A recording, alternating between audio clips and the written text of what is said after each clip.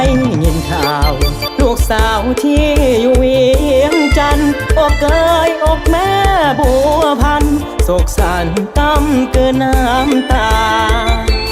กระแสข่าวว่าลูกสาวที่เสื้อบัวพาปาลาทิมการศึกษาล้มตัวติดภัยสังคม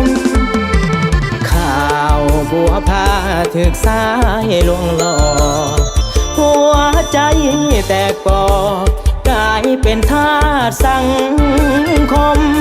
ต้นนรกตกโลกีที่แสนโสมมกลายเป็นเหยื่อของกามาลมย้อนเธอคาลมสายลวงจากข่าวเรื่องราวแสนเศร้าสุดปวดร้าวอกแม่บัวพัน10 บ้านสา5 บ้านเลือเขาก้าวขวัญอกเอ๋ยอกแม่บัวพันเหมือนตายทางเป็นพอได้ยินข่าวแม่เฝ้าเขียนส่งจอมอลูกเอ๋ยว่าแม่ยังรอคอยการคืนทาน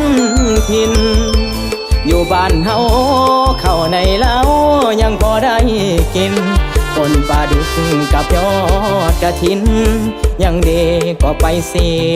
ยคน